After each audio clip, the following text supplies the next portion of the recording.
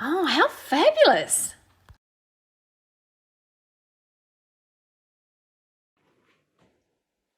Hi, welcome to How Fabulous by Toni and Co.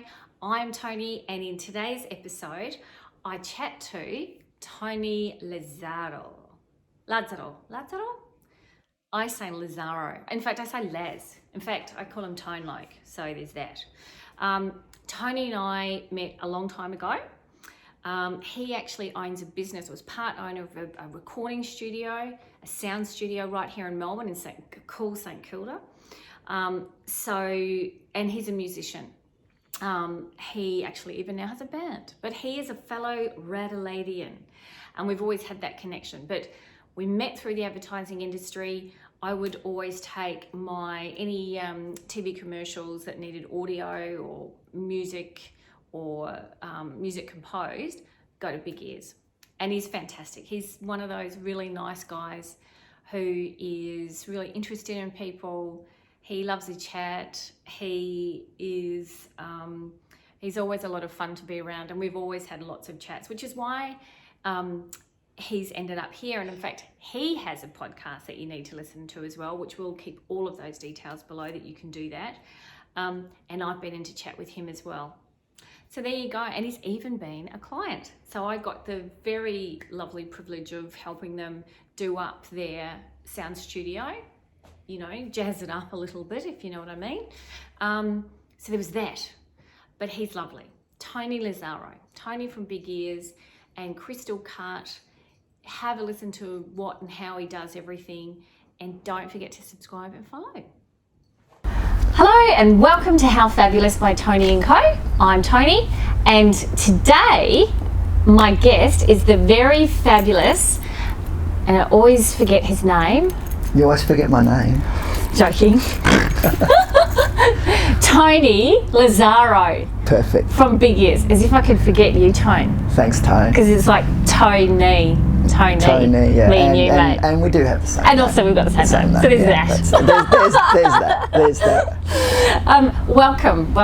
Again, actually. No, my pleasure. Well, because actually, when I first started How Fabulous, I actually sort of didn't know what it was going to be, and I said, Tone, can you be my first guest? And so we sort of turned up. We had iPhones, and I didn't really know how long it was going to go for or where it was going to be. And so, of course, now it's on YouTube, so you can go onto YouTube and blah, blah, blah.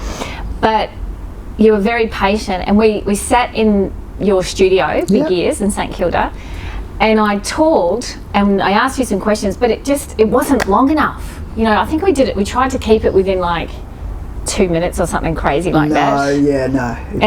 It just wasn't a thing. And you know what the amazing thing was, is that session with you actually really helped me get out of there and think about what it is I wanted How Fabulous to be. Great. What that was. Well, that's good. And us talking after that and me going, do you know what, Toni, I didn't get enough. I didn't what's your story? So that's what it was, and it really helped me. Oh, that's good. Get my head around it. That's good. No, that's good. And by doing that, I suppose you've got to make your little mistakes. And also, because I've done it before too, I could give you a little bit of an insight on it. Well, this is it. We sat there and I just felt like we didn't get into the guts of what I wanted to talk about. And you have a show on YouTube as well called Love What You Do, Do What You Love. And we'll share those links as well, which is an amazing show. And you talk to different people, and I was a guest for you. That's right. And that was a shorter, yours was, it's really funny, Toni, because when I started that, and you, and again, it's funny you should say that because you were the first guest, like I was your first guest. Yours went for about 10, 12, 15 maybe. Yeah. But as the episodes progressed, they got a little bit longer and longer, and it really depends on the individual. Some people will talk for ages, and I would have to find myself having to wind it down because it's about keeping people's attention, so to speak. But these are the things that you learn along the way, because a lot of the stuff that I was doing and I still do, is I don't edit it. So it's basically whatever goes to camera, goes to camera. You know, unless there's something drastic happens, and I'll cut and then cut it together. But I try not to. I like to have a bit of create the flow, especially in conversation, and not have it too. And it's pretty loose, really. Yeah, you know, loose. Probably, pretty loose. It's the same. Yeah, and it's lovely. So it's lovely having you now on here and not feeling like I've got to keep it within 5 minutes or something dumb like that, and we can just talk, and I can, actually we can have the conversation that I wanted to actually have about you and what you do, because you do lots of different things. And this is so loose because there's people walking past and there'll be like a saw in the background, a drill or something. So there's that. So you and I met a very, very long time ago now. Not in Adelaide, because we're both Adelaidians. That's right. Sorry, Adelaidian. Adelaidians. But we actually met via the advertising industry. We did. Because in Melbourne, you have a sound studio, recording studio in St Kilda, the cool place. So if you're listening somewhere else in the world, because I'm sure we've got an international audience. Yeah, you never know who's listening. So Melbourne is St Kilda is like the cool place. That's where your recording studio, Big Ears Audio is. So you've got that. You also have a band called Crystal Cut. Yep. You've got your own show on YouTube. You're a dad. You're a very proud dad. I know that. And you're an all-round, just a very fabulous person. Oh, thank you. Thank you. And you and I met, like I said, ages ago in the ad industry. So tell me about this, or tell us about, what you do now, and then we'll go back, because I'm really interested to find out how you actually got into. Well, how I got into Big Ears Audio. Bring it. It's a good story. Bring it. What we're doing now is we've got the studio. Look, after last year, which was a bit of a non-event. You can say it was shit. Yeah. Well, I used that opportunity. Well, it was. I think we've had this conversation. Yeah, because we would talk over COVID. Yeah. About, well, we've always been able to just, talk. Yeah, there's never a 2-minute conversation with us. No. It's always a. Well, he's Italian, and so there's that. But well, I just took the opportunity. Look, we weren't trading because of COVID. We were in lockdown. We could only service our regular clients. We were about to launch our act, Crystal Cut, which is an independent dance, electronic sort of act, and we were launching that anyway in March, and just so happens that COVID hit. We launched our debut single and clip, which we promoted through social media and so on. Then we went into our second lockdown, and that really closed the doors for us. So I took that opportunity to knuckle down, and we all did a lot of production, did a lot of writing. So within that, it's crazy when I think about it, but within that 5-month period of lockdown, from launching the original act, which we were always going to do because it was always there, but we were so busy with work. Doing the advertising. So just busy with work and trying to make a living. We always had it there, but last, I think 2019, we had made a conscious effort. Look, so we sort of really pushed ourselves to actually start to make things happen and finish things. But last year, in that sort of COVID, we released, from our debut, we released about, 5 singles. So we released 3 singles and 2 remixes. One, a remix that we got a producer called Jamie Stevens to do, who's a more progressive house producer. And started promoting it through, we've got a promoter in London that promotes all our stuff globally, DJs and so on, and really sort of push that. That sounds really, really, really impressive that you just slipped that in. You like that, eh? That's so cool. But in London. and it enabled us to like connect with other production houses in Europe, like London, France and so on. So we'd get stuff, send them stuff, they'd master it and so on. So I started to go into that space. Yeah, right. But now that we're back and things are back to business as usual. We haven't taken our foot off that particular pedal, so that's great. So the momentum's moving on that. So I'm concentrating on marketing and still writing. We've got more songs in the pipeline. But when it comes to work, it's been a really good year, because I find in Melbourne at the moment, after what everybody's been going through, there's a sense of optimism, and everyone's really just happy to work and so on. And I think there is. And so Big Ears Audio basically is a sound studio, a recording studio. Yeah. What does that mean for people that have no clue what that means? Unlike a normal recording studio, I say normal, we don't do bands. We were set up basically to do work in the corporate sector, and then advertising agencies, marketing companies, business to business. We deal with businesses.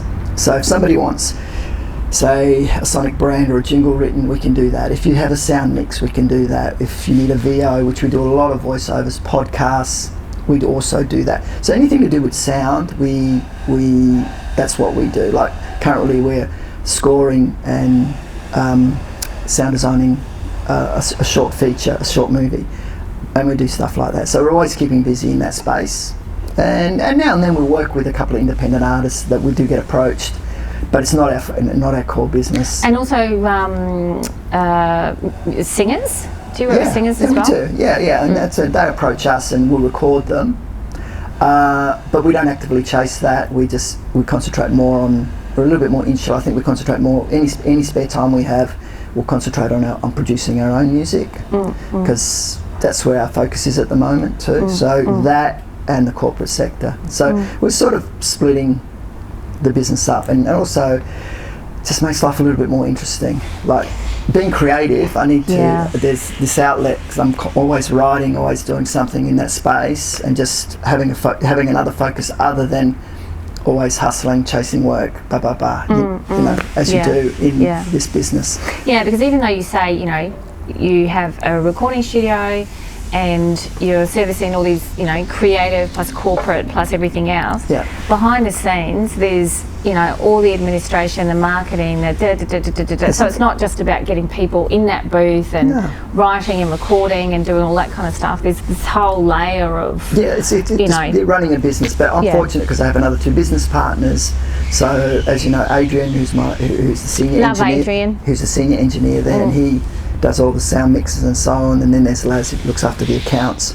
And my role is marketing and managing and producing and doing all that. So making the phone calls. And looking after people, because funnily enough, I do enjoy people. Well, you're very good at it. Oh, thank you. You're very good at being able to, just talk to people, which is just going back to our little bit that we did for your show, Love What You Do. I was shitting myself. I remember ringing Sally Brownville and going, oh my God, I don't want to do it, I want to put it off. What do you mean? What do you mean I have to talk about it? Anyway, and she was like, just do it, shut up, stop being a baby. I'm like, okay. Yeah. So I went in and we sat in the recording studio, and I still remember feeling quite nervous, but then when we talked, you were really, you're just very good at that. At making you. I people just trying to be myself, and you know what? Because I also understand. Maybe funny enough, I do understand how the other person feels as well. And it's not premeditated. It's just, that's why I said before, it's really loose. It's just I'll start a conversation. It's like, and it's like having for me, it's just like having our conversations, but we just recorded it. You know what I mean? Just happened to be cameras camera in my face. That's right. Asking, that was really cool. Asking, because I find it really intriguing. Because doing a show like that, I found it really intriguing. Everyone had a different story, but their journeys are very similar. Everyone started just, at the beginning, just doing work for nothing, eating, and because they loved it so much, they were willing to and the sacrifices they made along the way. And now they're over here, and it's like people look at them, oh, you got a great, and it's like people say, no, I'd love your. So yeah, but. Do you know how much money I've left on the table over the years? And what you have to do, working two jobs just to make, to keep the dream alive, like yourself. You've always got to try and reinvent yourself. But and that's a similar thing, you know, like. Well, I remember when I came in to see you, I just maybe started the styling business, which was before Toni and Co. I just started doing the styling stuff, and I don't know if I'd just done the recording studio's we were little one of your cafe. first again. That's it. You So were one of your first because it's funny because look, when you're working, it's interesting when you're working, when you have a business and you're working in the business, you're always working, and I'll get to that later. The most important part for us has always been the studio. So if we've got any money or anything like that, we're always upgrading equipment, doing interiors and doing that. The fact that we were going to have something, it was a big bugbear of mine, that the common area. Toni did our common area for us, which is our kitchen, our bathrooms and so on. And we needed because there's three of us, for me, I trusted you so much, I just needed somebody that had a great eye and unbiased and go, nah, this is what you need. And I remember saying to you, what about this? You said, nah, that colour's shit. Okay, you know. Did I say it like that though? Yes, you did. Yeah. Surely I wouldn't have said that. Yeah, you did. In a nice way. In a nice way. In a respectful way. I'm sure I could speak freely with you anyway, Toni. Yeah. And so having that done, and since then I haven't looked back, and it's now sort of. I love it. You know, it was really a nice project to be able to do, because we kind of you were really open with my ideas, and we said do these 4 things, and let's make it into this kind of industrial kind of cafe kind of space. What would I as a client want to feel like if I was sitting in that space, which is how I approach all of the jobs. And you just went, yep, okay, I'll do it. And then I came back and you were like, I've already painted it and I've done this and I've done that, and it was amazing. And it's a very cool place. And this is when I'm working with other creative people, whether it be directors and so on, and doing our own thing.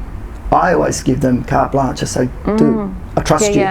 Like I would do, because I know what I can do and what I'm capable of doing, but when I'm working, say, for somebody like yourself that has a great eye, creative, I'm engaging you for your skills and and I just go for it. And if you think that's great, no problems, you know. And I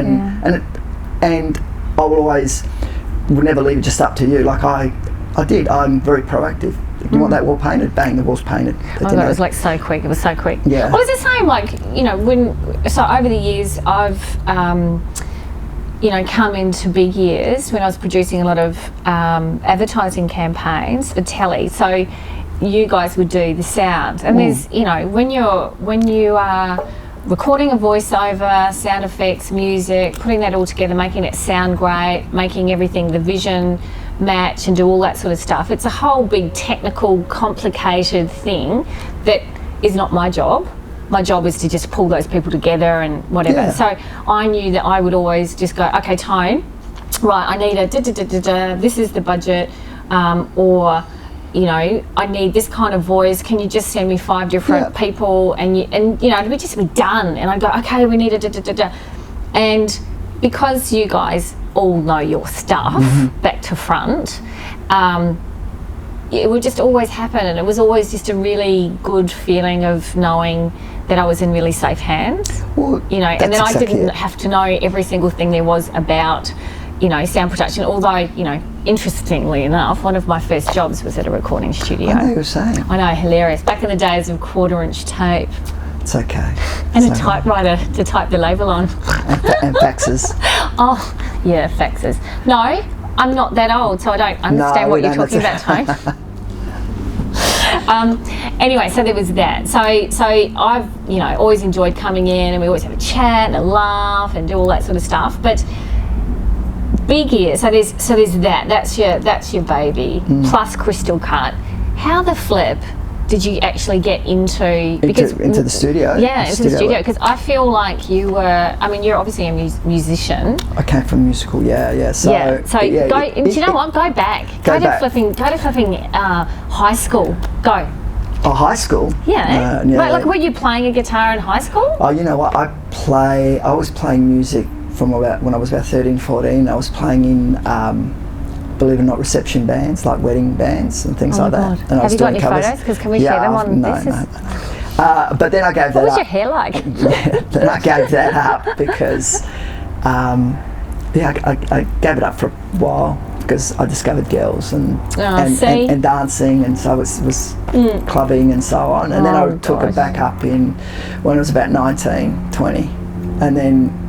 And was it guitar or no, keyboards? It was keyboards. Yeah, right. I played in a synth pop band back in Adelaide. A synth pop band. Very New Order-ish, that type of vibe. I love it. I cannot believe that we never bumped into each other in Adelaide. We may have. There could be photos out there of us being, because I was very into that scene. I had a cafe back then in Twin Street in the basement. It was called Loveliest, and it was a sort of alternative, very much like this space, but we used to run bands on Saturday afternoons and all alternative electro bands and things like that. And when we used to close, because we were in a basement, we used to close at night. That's where we'd rehearse, and then we used to play places like Toucan, Rouleau Rocks. Rocks, for people who are in my place from Adelaide would know that. So Rocks is huge. And a lot of, just a lot of that. And then we came over to Melbourne because we'd won a Battle of the Bands thing, and we went to Sydney to play the final. Then we came from Sydney, then we went down to Melbourne and we stayed. We thought, look, if we're going to take this music thing seriously, we might well. And it was back before there was no Spotify and there was no national radio station like Triple J to sort of promote yourself. So basically, if you want to do music, the place that would have been is Melbourne, and it still is. It's one of the music capital of Australia. And Melbourne just had everything I wanted, so we just stayed and just kept playing. We released an EP, we toured. What was the band back then? The band that we released, the EP, was an alternative sort of rock, electro sort of band called Mischievous Fish. So...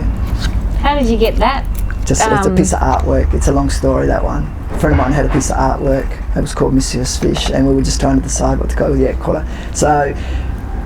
But long story short, what we did, we were in the band and we were going through line-up changes, and we finally lost our lead singer, put another lead singer in place, and I was half the band, which is myself, Laz and Adrian, who are now Big Ears Audio, were... they were in the band as well? Yeah. So so half the band, which is the Big Ears Audio side of things, were getting more into electronic, going back to what I loved, electronic music, which was, and there were bands like 9 Inch Nails, Prodigy, and we were really wanting to push that side of the band and get more experimental, go into that sort of space, because we still like the rock side, but we just wanted to fuse the two.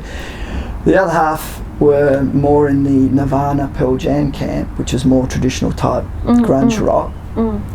So we just came to a decision at one lunchtime. We sat down, the three of us, and said, listen, we're just going to break this thing up. So, because it was mine and Laz's band from the get-go, so we just decided that we were going to part our ways and made a really conscious effort. We bought some gear and just at night time get together and start to learn our craft, learn how to record music, learn, because Adrian was already a sound engineer, but myself and Laz didn't really understand that side of the thing. But we just got together and we'd write music and just at night just keep doing that, and any spare time we had.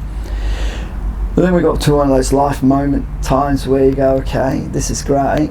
We have to make a living out of it, or what are we going to do? We all had full-time jobs, but you get to a point in your life you're going, well, you look down that road and says, is this what you want to do for the rest of your life, or what do you want to do? So we just said, you know what? So we all had good jobs. We just chucked them in, and thank God we had good partners, and we started in Adrian's bedroom with a few $1,000, some equipment, and then we just hustled, and 7 months went by, and we didn't have any work.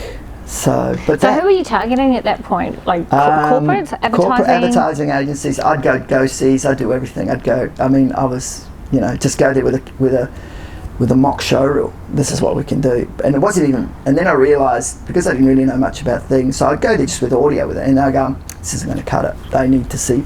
Yeah.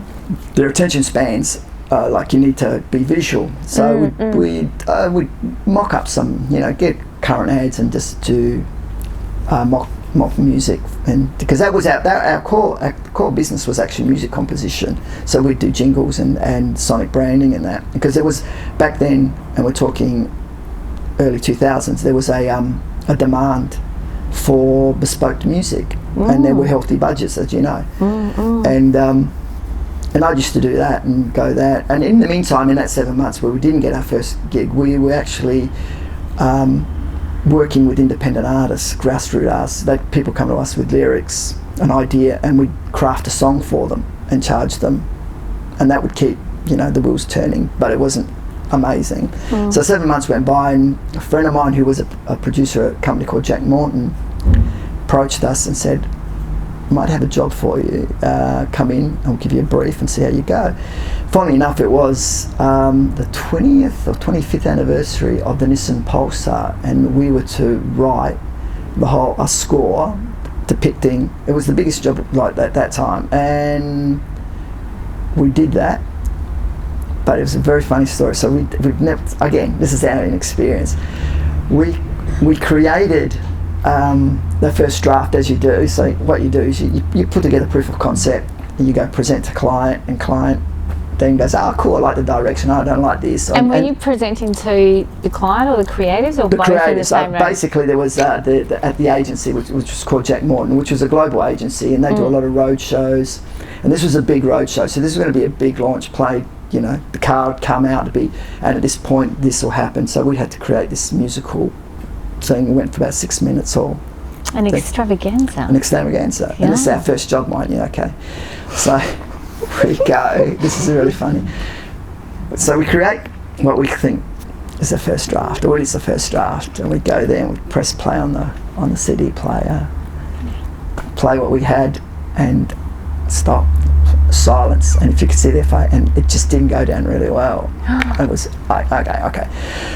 So we managed to extract what they didn't like, what they did like, and so we went back, and funnily enough, it was also because of our inexperience. We now, from that point on, I've learned, because it was only a half-baked idea.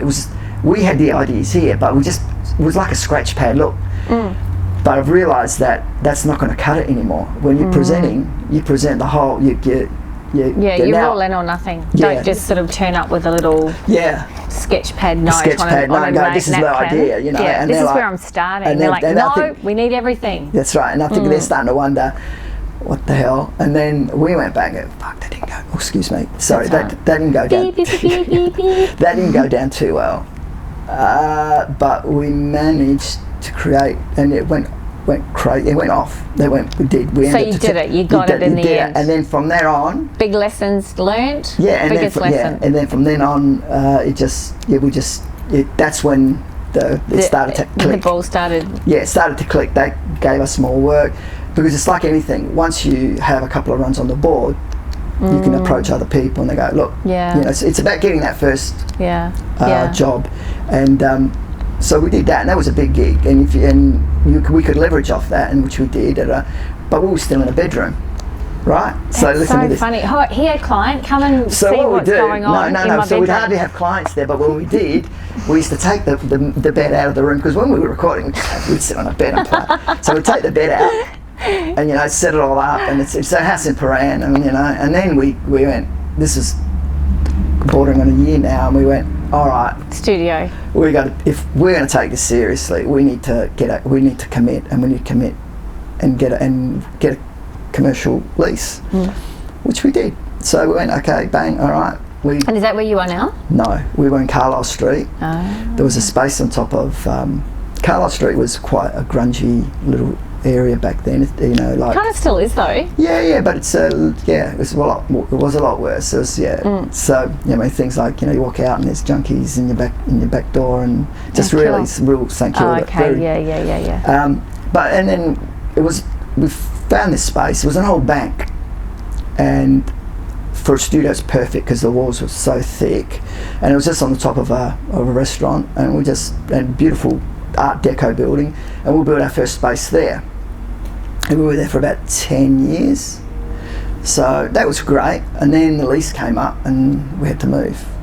So that's when we found this place, which again, it was we needed to be in St Kilda. We needed to be in that area because that's where the agencies are. Well, that's our client base. Okay, so when you're in business, you know yourself. If you're creating something, you need to make it as easy and accessible for your clients to come to, and less stress the better it is. So we found this old production house, which was once upon a time it used to be a house, but it was an old, but it was really run down and but we could see the potential, and we thought, you know what, we can do something here, and so we just built another studio, which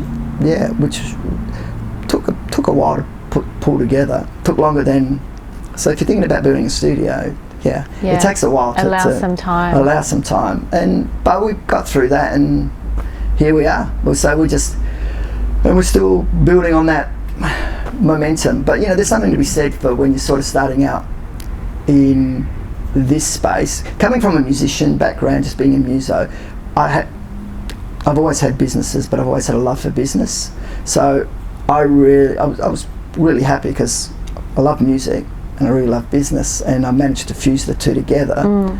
And it doesn't come without its challenges, but I think that's the driving. Excuse me. That's usually me that my phone rings. I don't even know where my phone is. That's the driving. That's what drives me in the morning. Yeah. Get up. And we've had lots of conversations about this. About you've got to, which I guess is, your show, love what you do what you love. That's where that comes from, and that's what we talked about when I had my interview way back when. Is that you have to. I think especially when you are creative, you have to be able to love what you're doing. Not every single day, not every single job. But the core thing that you're doing, you have to, because there are going to be times that you just feel like nothing's happening. And they're the times you've got to pick, because it does. It just this is what happens is you're working towards yourself. You're pitching, and you're going, nothing, and then you start to think to yourself, well, maybe I should get a job in a bank. Maybe I should start looking at seek.com, start doing. I always say I'm going to get a job at a fish and chip shop. You know what I mean? Something where I can just get a regular wage. Just get a regular wage. But there's small moments, but that you start to have that, and then the momentum happens again. So when last year happened, and I would say to people, COVID or no COVID, I've been freelance for the last 20 years, so I've lived when there's, I'm not, good times, bad times, and you just great clients, not great clients, and everything in between. You have to. I'm fortunate. This is a really interesting when you say about clients. I've got some amazing clients, but it's something I think we've fostered ourselves, because we've built the business more in a holistic sort of way and clients, like, you were a client once and still are in some capacity if you need me, but we become friends. And a lot of these people, you become friends, and when I say that, you're not actively in their lives, but if you saw them out, you'd want to have a drink with them. Yeah, it is that. It really is that, because, and I was having this conversation with Sally actually, that when you have your own business, which yours is you part of, and you're doing what you do really love and enjoy and you're passionate about, you have to impart some of you with all of that you give, right? And so when you're talking to people, when you're talking to your clients, there's kind of very few that I don't become friendly, at least with. Because you can actually pick it up. Because you're talking to them, you're connecting with them all the time. And there are some that you just don't click, and they're the ones that come now and go, and they're not really, but then the ones that you're always, you've got your core group, and you have it, and being in business for such a while, you go through all their life experiences with them too. So so you know about their family, you know what's going on. It's either junior started school, or he's all graduating and so on like that. But that's all part and parcel, and that's the beautiful thing about when you do when you run your own business, you actually you rule the roost. You can. And I used to worry when I first started. You try to be because you're working in the corporate sector, you try to be something that you're not, you're trying to fit in. But as time went by, I just could be an age thing. It is what it is. I am who I am. I feel like it's an age thing. Yeah, I am who I am. If people. Yeah, I think though, like you were saying, when you got into the biz, you were younger. I was quite a different person in the industry when I started, 25, 30 years ago. Far more, and maybe not even ambitious is not the right word, but less kind. I don't know, that doesn't sound kind of right. Yeah, I know what you're saying. Because I didn't have a family. A son and had life experience, and I was out there on my own, and you're sort of a little bit more out of my way kind of thing. And I don't even think I was out of my way nasty, but I just wasn't the same person, in the last 5 years, 2 years, 1 year, even 10 years. I operate myself and my business and the way I look at my business and the way I look at my job quite differently from when I first started. So, and it is age, because you don't have, and I think you don't have to be, I mean, interesting to see what you think, you don't have to be, so you can tell someone that's just starting out in the business because there's a different kind of vibe to them, I think. Yeah. Whereas I've finally realised that I'm not in competition with anyone else. Yeah, I'm saying. I'm not in competition with any other stylists, producers, designers, anything else, anybody else at all. I love that there's competition. Sorry, not competition. I love that there's other people that are really great at what they do. Yeah. But there's so much work to go around. But I didn't know that back then when I started. There's so much work to go. Also, that's what I meant about not being kind about it. I was like, oh my God. It's like any relationship. You may not be the right fit. You may not be, we may not be the right fit for a particular producer. They come, they work with us, they do it, and then they don't come back. And we used to say, but at the end of the day, it's maybe we're not, But you're wanting people that get your vibe anyway. Yeah. That's the point I'm making, that, the way I looked at things back then is really quite different to now. It's also got to do with confidence, because you know your shit. Yeah, well, there's that, but I think it's a lot to do with that, but also that you realise that, you can still be really good at what you do, but also that person is really good at what they do as well. Yeah, man. But their vibe is different, their style is different, and that's okay as well. Whereas I think when you're young, there's so much pressure to succeed, maybe, that you kind of can't allow yourself to sort of, like, there's too much comparing. You can't have your guard down. You can't have empathy, because it's a little bit more cutthroat. Whereas when you get older, you're like, oh fuck, I don't care. Great, I missed out on that job. Great that you've got it, but someone will come along that gets my vibe, and we can do that job together. Like you said, you quote on a lot of jobs, and you miss, and the ones that I missed out on it, and you go, it is what it is. And they're I've stopped overthinking it, because there's always things that are just out of your control. Maybe they got the quote as a comparable quote because they weren't going to hire you anyway, because they were just comparing. There's companies that get out there that have to, by their client standards, have do to their three quotes, and they're going to keep the incumbent one anyway. So they were just and that's what I think. That's what happens when you get old. You stop overthinking things. You go, like you said, all right, on to the next one.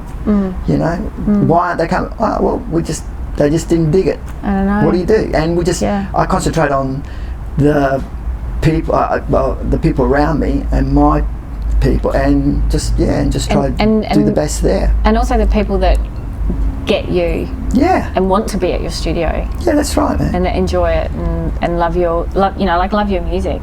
And so do you think that you'll still be doing big ears in 5 years?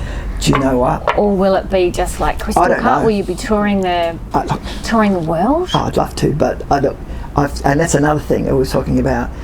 I used to have this because to tell you the truth, I didn't think I'd be still doing big ears now. But this is our 21st year, and we started with a dream and a few $1,000s, and in a bedroom. Even before that. Yeah, and do I think I was doing it in some capacity, because in some capacity I'll still be making music, even if it's not for commercial purposes, even if it's just for myself. But I'm not going to you know what I mean? Overplan? Do you think that COVID made you do that, not overplan anything? Yeah, that was one of I think COVID actually, what happened there was there was this realisation that there's so many things out of our control, and just go with the flow. Look, we plan on being around, and if unless something like the landlord wants to take the building back and kick us out, like I said, I still have a little home studio. Will I do it commercially? Who knows? But we've still got a great client base. We still, I still enjoy getting out of bed, and it still excites me. Yeah. Having said that, over a period of that length that you do work for yourself, there are moments that you don't get overly excited about what you do, and they're the tough moments to get out of, because they're going to be, it's almost bordering on a depression, because if you don't like your job and you're working for somebody, just leave. Yeah, that's right. But if you're in the middle of your own business and you're having you're going through a funk and you don't like, things, you're just not feeling it, and you really feel like you need. Yeah. There's no leaving. You just have to reinvent. You just have to work yourself. It is. It's reinvention, though. Yeah. It's reinvention of you and what you do, and it is. I think the thing is, this is what I think anyway. The funk is normal. Yeah. The funk is normal, whereas, and don't look at the funk like the funk is the be all end all, and it's the end. That's it. You're always going to be in a funk. It's just a stage. Yeah, exactly. Obviously, if the stage is lasting like a year, then get the hell out of it. Yeah. But you can have those, because then you do appreciate the good as well. Like it would be ridiculous to think that you're going to get up every day and bounce out of bed, I think, and go, oh my God, I do it a lot, but there's aspects of the business. Well, when you're not doing the work, you're doing the work to keep the work going and getting the work in, that you go, that's shitting me. I'm over it. Yeah. Can't. But it's a stage. It is stage, but you know what? We are, and like we spoke about earlier, we are, this is what I go back to. So I say to myself, well, I'm part of a fortunate few that I get to do what I love doing. And that does come with trade-offs and something like that. So there are moments, like every day I'll walk, it's like I'll get out of bed and just go there. When I get to the studio, there are days I just look around and go, and you take a moment to go, wow, okay, how lucky are you? I created this. And it's going into a recording studio in St Kilda in Melbourne, and working with a whole lot of creative people, and also producing music that then people around the world are. So you sound like you've got a pretty good lifetime. So I'm not complaining. I've got a great life, and I'm not complaining. Yeah. I'm just what it's saying is that you asked me, am I going to be doing it in 5 years? Yeah. Who knows? Maybe. Yeah. Yeah. You'll be doing some version of it. I'll be doing some version of it. Exactly. And the thing I think that's really excited me, that's given me even more energy, and I've had is doing our original music, doing that. Yeah. Because you get so caught up in making a living, then there was a moment that you just sort of forget, okay, the reason that we did set up the studio, and I forgot to mention, is so we could make our own music. Oh. So somebody could pay us to work a studio, but on our down and make our own music. But as life happens, you work, and last thing you do, and it kind of kicks around. Yeah, and the last thing you do at the end of the day, you're just so tired, just want to go home. But I found that over time, when you start, if you become more, it's about becoming disciplined. So you could, a day goes by, but it was that moment we all sat down and said, nah, we've got all these songs, all these things that we haven't finished because we're too busy. And came up with this was a few years ago. I came up with this. I said, when we're not working, we're making. So when we're not working, we're making music. When we're not working, we're making. Yeah. So I'm going to use that. So, and that is any spare time we have, other than if we're not doing any, working on the business, we've got 2 or 3 hours we're concentrating on, and so we're going to take advantage of that, of those 2 hours, an hour, whatever, and create and work towards that vision. And so far so good. So that's so you really got to be disciplined, and that's with any craft. Yeah, absolutely. Every day you've got to set aside time, and also I've taken to writing down things, a few things a day that I actually really want to achieve, not just on a list of to-dos, but things just in general in life. That's awesome. And it really does make you sort of hone in on that when you see it in black and white. Exactly. Yeah. And you actually take the time to do that. You look at it and go, oh, these are the things. Why are they important again? Oh, yeah. And everything kind of stems from that. And do you find, I do that now too. It's interesting that you should say that, because I've got my list of things to do, and then if I've got a thought bubble, I used to just, oh yeah, I'll do that, yeah, that's what I've got to do, and 2 or 3 days go by, and oh my God, I forget what I had for breakfast. Yeah. And then it pops back in here, and then oh yeah, I got to do. So now I get a thought bubble or something, I just, and what it does is when you're looking at your shit, you go, and you keep looking, I look, and then you go, I'll get to that now. It's there, it's there, and you get to it. And you're right, because you're so busy. Mate, you asked me what I did yesterday. I don't know. Yeah. But I've got this memory that I know. Short-term memory, nothing. But people ask me things like, I remember. One thing I do remember is people. Yeah. I'm really good with faces. Names, not so good, but faces. And then I could place you in a certain time at a certain thing, and that freaks people out. And I don't know why I can do that. I go, yeah, I met you there, and I don't know, and they go, oh, maybe you should be in casting. Nah. Maybe you should be a casting director. You think so? Maybe it's what they need. Yeah. I used to do that. Did you? Yeah. Enjoy it? I loved it. It was great. Kind of still, it's the whole people thing. I do casting for voiceovers. Correct. So that's what I do. So we do a lot of that, and I enjoy that. I enjoy that, but that's it's part of the business, and that's another skill set I've learned, casting and so on. But so it's all good. Well, thank you so much. I very much enjoyed your story, Toni, and I always enjoy a chat with you. Our chats never last, only 1 minute. They always go much longer. And I know that. When I pick up a call from you, it's and I enjoy it. Trust me. You're a little ray of sunshine when I pick up the call. That's so cool. That's very cool. So thank you so much. We'll put all of the business. So the Crystal Cart, you need to listen to them because your music is very excellent. Thank you. Very excellent. Not just making that, not being paid for it. No endorsement, just saying it's actually really good. Yeah, thank you. And we'll put all the links to Big Ears, and people can find out and have a little pokey around and everything. Thank you so much. Thanks, Tones. Always a pleasure.